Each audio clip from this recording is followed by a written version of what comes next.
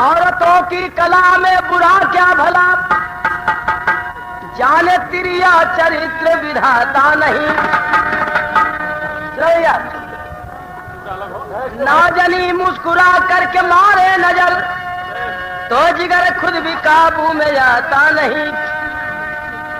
राजा भोज के दरबार में सज्जनों, राज की नर्तकी ये कहूर रही।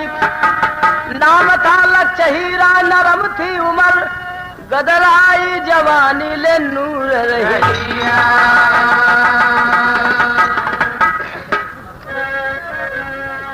हाँ, तो जल गई जब संभाले नजाकत, जल गई जब संभाले नजाकत। बजे के जल गई जब संभाले नजाकत, जल गई जब संभाले नजाकत, जल गई जब संभाले नजाकत। आशिकों को जला कर रहेगी, जल गई जब संभाले नजाकत। आशिकों को जला कर रहेगी, जल गई जब संभाले नजाकत। तो जल गई जब संभाले नजाकत, आशिकों को जला कर रहेगी। वाह वाह, हाँ, जल गई जब संभाले नजाकत, आशिकों को जला कर रहेगी। आप मुस्कुरा के नयन सर चलाती, आज घायल बना कर रहेगी। मुस्कुरा के नयन सर चलाती, आज घायल बना कर रहेगी। मुस्कुरा कर नयन सर चलाती।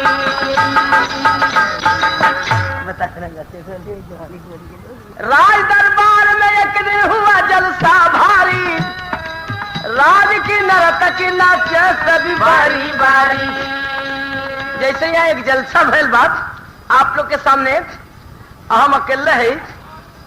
एक बात ध्यान दें आप लोग, गलती के क्षमा करिए, इनमें बुलाओ वालन का कोई गलती, अब बात वही छोड़ दा। अब बात के यहाँ लेला कि राजा भोज के दरबार में जलसा रहा और नाचे वाली गाँव वाली एक से एक छोट से लेके बड़ तक बहुत सा पारी पारा सब अपन अपन अपन अपन कला दिखावत रही। उनमें सबसे फर्स्ट नर्तकी जोने का नाम लक्षहीरा। तो होत कहा कि राज दरबार में एक दिन हुआ जलसा भारी, राज की नर्तकी नाचे सभी बारी बारी। अंत में लक्षहीरा की भी बारी आई है, उठी मदमस्त हिरनिया सिले रंगड़ाई है। सबके बाद आखिरी में नंबर आया लक्षहीरा का। लक्षहीरा जब उठा, एक बार महफिल की तरफ नजर डलस। चुप रहा भैया, हीरा के नंबर यार एक बार महफिल पर नजर डलस। अब महफिल पर नजर डाल के एक बार एक पैतरा घूमत, एक पैतरा घूम के तब गाना शुरू किया। तो गौलत का तर्जमा हुआ है। हाँ, तो पुरान फिल्म पाकीजा के, लेकिन ये सब तर्ज बड़ी मजबूत है। जब देखा तब वैसे नहीं का कि बलमा बेदर्दी, बलमा बेदर्दी, बलमा बेदर्दी। अरे बलमा बेदर्दी नहीं चीन्हा जवानी मेरी, बलमा बेदर्दी नहीं चीन्हा जवानी मेरी, बलमा बेदर्दी नहीं चीन्हा जवानी मेरी। ओ जवानी मेरी, ओ जवानी मेरी। सिनेमा में हो का कि हमारी न मानो सिपहिया से पूछो, लेकिन ई कहे लिखा मैं लक्षहीरा एक तरफ फिर घूमल, फिर घूम के कहे कि कजरा का कीमत नजरिया से पूछो, कजरा का कीमत नजरिया से पूछो, कजरा का कीमत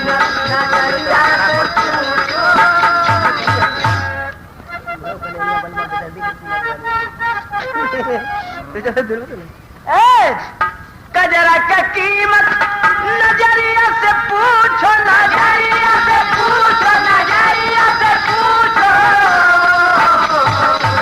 अरे जिया जिया कत्ल कर दीना जवानी मेरी, जिया कत्ल कर दीना जवानी मेरी, जिया कत्ल कर दीना जवानी मेरी,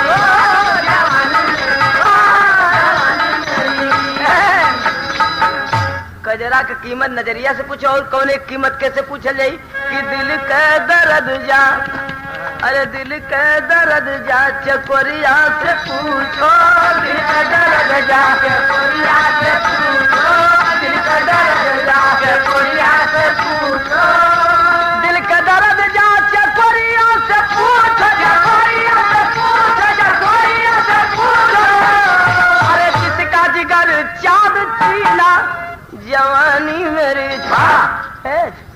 यह गावत रह तब तक आगे न कभी कालिदास एलन है, कुर्सी मिलल बैठलन सामने।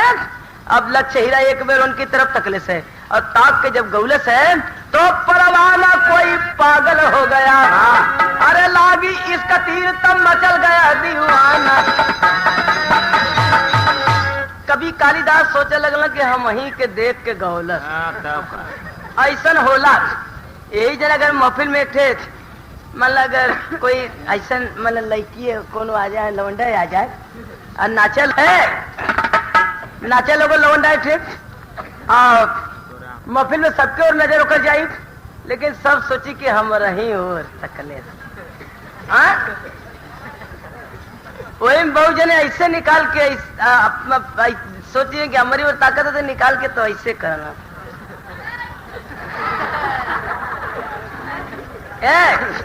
ए लिया कभी कालिदास सोचने कि हम वहीं के देख के गौलस तो नाच गाना खत्म भर। लक्ष्यहीरा गई घरे ते आगे आगे वो अपने घरे गई, अब पीछे पीछे ही जाए ओकर अंगना में खड़ा हो गए। कौलस की है महाराज, अरे आप कैसे इधर, आप इतना बड़ा विद्याधारी तेजधारी, आप कैसे? कौलन की कहा कहीं कुछ कहत ना बनत। कहला रे कहा कैसे ना, तो कहलन कि मैं प्यास बुझाने आया हूँ, मैं प्यास बुझाने आया हूँ, दिल मेरा दीवाना लूट गया था। तुमने तो ऐसी चोरी की मेरा आशियाना लूट गया। तुमने तो ऐसी चोरी की मेरा आशियाना लूट गया। तुमने तो ऐसी चोरी की मेरा आशियाना लूट गया। अरे का कहत हुआ समझावा लगल। भारी अच्छा लक्ष्यहीरा बोली, सम्माना बुलाती जलने को। मैं राज नर्तकी हूँ कवि जी, राजा की सेवा करने को। अरे महाराज आप क्या उल्टी सीधी बात करें, मैं राजा की खास नर्तकी हूँ, राजा के लिए नाचती हूँ, राजा के लिए गाती हूँ। और आपके लिए एक समझौता है कि जूठा पानी क्यों पीते हो, क्या बुद्धि खजाना लूट गया। जूठा पानी क्यों पीते हो, क्या बुद्धि खजाना लूट गया। जूठा पानी क्यों पीते हो, क्या बुद्धि खजाना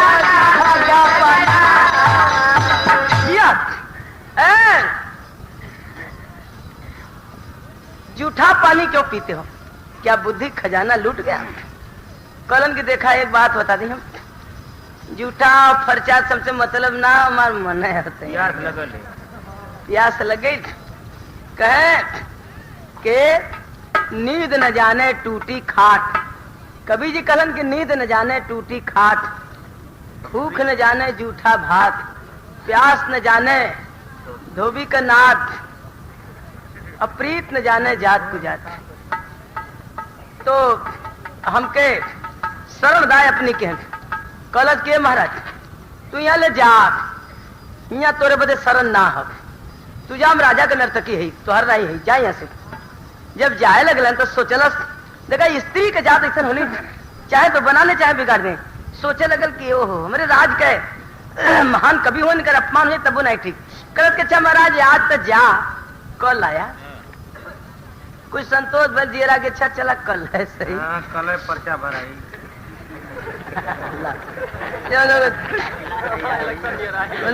वहाँ इलेक्शन लड़े जाती होता यार। नर्तकी गई राजा के पास, लेकिन एक तर्ज ही बड़ी पुरान होता।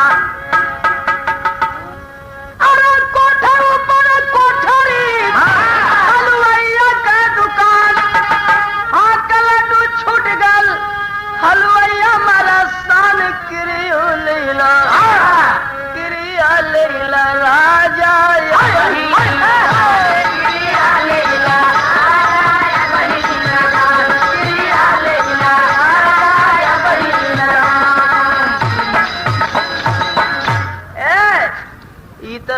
तर्ज भैया कल की लहरा रहे वासिकाना समेत।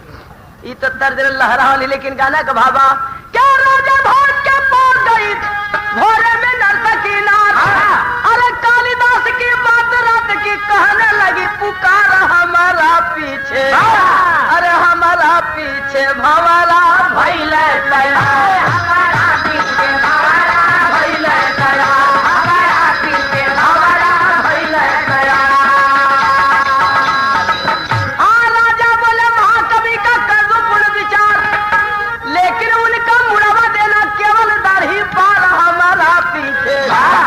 हमारा पीछे भंवरा भइले तैयार।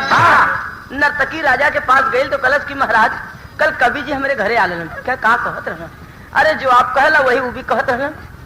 कहे कि तू का कहलू, कहा कि हम तो भगा दिली, कहे कि ऐसा काम नहीं करे। हमारे रात के कवि हूँ, बेचारू भक्त आदमी हुआ, अगर उनकर मन आगत तो उनकर भी इच्छा रख दा, लेकिन एक काम करिए कि उनकर दाढ़ी और बाल बनवा के तब घरे में हले दिया। मैदान साफ रहा। दूसरे दिन कवि जी दुआरे आवाज लगा सिकड़ी कड़कड़न तो कलश की महाराज आ गिला कहा कि कलिया के बोलौले रहू भुला गेलू का। एक बंडल बीड़ी कभी सामने कवि जी कलन के हम यहाँ गई कल के बोलौले रहलू है, कह आ गईला बड़ा बढ़िया किला। एक काम करा गए दाढ़ी और बात एक झुआ जो बढ़ौले हुआ कि ना राखी पति जाके पहले धो के नहा के साफ सुथरा से बार दाढ़ी कुल चिकन करा के ते आवा कौन है। जब दाढ़ी बार अंडा के लिए बात मुछिए बनवा दे अगले एकदम सफा चट करा के एकदम कोल दाढ़ी बार कपार छिलवा के साफ सुथरा एकदम मुछ चिकन करा के एकदम पहुंच गए अपने इच्छा का पूर्ति करें। लेकिन उसके बाद तब ये ज्ञान होता है। वेश्या कहती है, नर्तकी कहती है कि महाराज बड़ा गलती भइल। कहे का अरे पढ़ के इसका मैं भूल गई लागी नवारंडी बाज में, अरे पढ़ के इसका मैं भूल गई लागी नवारंडी बाज में, चौपट कैला तू या पलई मनवारंडी बाज में, चौपट कैला तू या पलई मनवारंडी बाज में, चौपट कैला तू या पलई मनवारंडी बाज में। राजा के कहले से तुहार सरदहली मुड़वाई हो, मालूम होला राजा करी है तुहरा या बहसाई हो। अरे दरबारे में जाई बजब बिहनवा रंडी बाजी में, सबके आगे झुक जाई गर्दनवा रंडी बूजी में। ए महाराज गलती हो गई हमसे। राजा कहले तुहार दाढ़ी बाल बनवा दिली और सवेरे मालूम पड़ गई दरबार में जेबा तो राजा तुहार कुछ न कुछ हंसी उड़ई है। कहलन कहलू तो बड़ी गलती, हमरे साथ इज्जत हमार तू सरे बाजार नीलाम कराव ले लू, लेकिन एक बात है कि हमरो इज्जत बचावा। राजा कहल कहलू तो हमरो इज्जतिया बचा ला। करत के महाराज जैसे तुम्हारी इज्जत बचाए वैसे बतावा, हम तोहरो कहल कह दे। कह के एक काम करिया कि राजा जब तोहरी के नाम तो उनके घोड़ा बना के 3 फेरा अंगना में घुमा दिया, हम अपन इज्जत बचा ले। कल ठीक है। कवि जी गई अपने घर और राजा जब शाम के पहुंचल न तो नर्तकी गाल फुला के बैठल।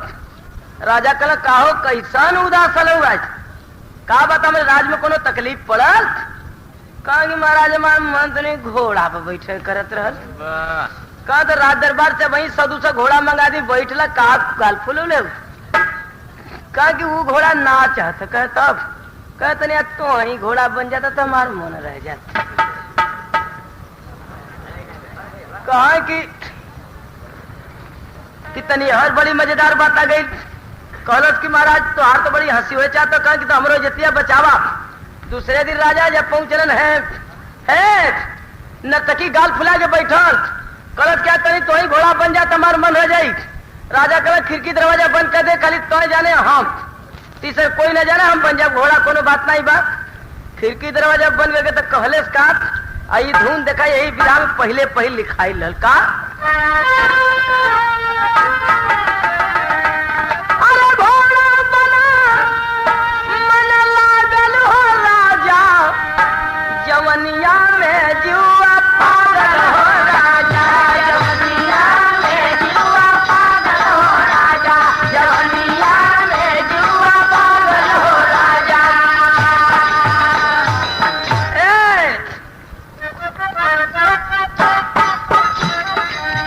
देखा ये 2 रुपया ये हमरे राम नयन का सार केशव मौर्य चरित्र में राजा जी फंस गए। अब भैला बकैया चढ़ना हंस के, भैला बकैया चढ़ना हंस के, भैला बकैया चढ़ना हंस के।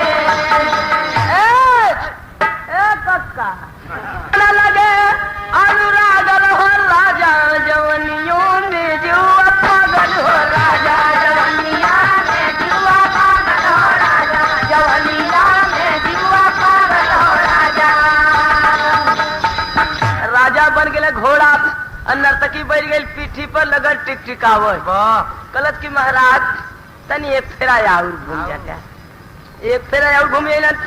कहलत कि एक फेरा और के फेरा और आगे तो कहते एक फेरा और 3 फेरा घुमौलस। तो दरबार में भरे राजा जी गईल, और मुड़ा मुड़ा कालिदास भी अइल, मुड़ा कालिदास भी अइल, मुड़ा कालिदास भी अइल। अरे पूछन लगे अनुरागल हो राजा, जवनिया में जुआ पागल हो राजा, जवनिया में जुआ पागल हो राजा, जवनिया में जुआ पागल हो राजा। सवेरा भल राजा अपने दरबार में बैठल हुन और तनी कभी जो दिन लेट करके गए, तनी घाम हो गए जब तब पहुंचलन है अपन नीचे मौर कैले कड़ुआ तेल लगौले दूरवा से ललका विद्याधारी तेजधारी कवि जी मुड़ियाइले हम और निहरा गए तब मुड़ी ऊपर करके कहल कि हम कुछ कहते महाराज का तो आई के का अरे कहाँ कपार पर छिलवा लेला चिकन खोपड़ी कहाँ करौला कनो बताई दे महाराज, कनो बता दा। तो कहलन का अरे कहा कभी वही जात मुड़ायल मुड़ावा जहारतिया में राजा दौड़ल घोड़ा, जहारतिया में राजा दौड़ल घोड़ा, जहारतिया में राजा दौड़ल घोड़ा। अरे महाराज जहाँ रात के घोड़ा दौड़त रहा वही जा हमार मुड़ मुड़ा गल। कहलन के रे यार हम तो खिड़की दरवाजा बंद करा दिले, ई कहाँ पीले मिले झाकत रह। हिम्मत के लगी काज नहीं ऐसा न हो कि ये आइडिया बनाओ तो कह के है कैसन घोड़ा, कह घोड़ा भी बताओ, कोई रंग भी बताओ, कोई कलर महाराज कह के हाँ कह दो सुना महाराज कौन कलर के घोड़ा रह कि मत बनल घोड़ा जहाँ तिरिया सवार हो। एक मन से 2 घोड़ा बनल रहल, मेहरारू बैठ के टिक टिकावत रहल। तब तो राजा कान खड़ा भइल के सरवा से कले बा। अरे कह मर्द बनल घोड़ा जहाँ तिरिया सवार हो, एक घाटे पानी पियल शेर सियार हो। अरे वही मोरे माथवा पर फिरल छुड़वा, जहाँ रतिया में राजा दौड़ल घोड़ा, जहाँ रतिया में राजा दौड़ल घोड़ा, जहाँ रतिया में राजा दौड़ल घोड़ा। कहला कि बस बस बस बस बस बस अब आगे कुछ मत कहिया। हम जान गरी जा तो बार बनल ऐसा जवाब देना कवि के दिमाग कि राजा जलना कभी तीसर केहू जलने सुना की का बत कही लोगन में होत बात। अल्लाह जी तो भैला राजा पाके कभी का इशारा फिर नहीं कैला मजा कहू दोबारा। अरे धन कभी पति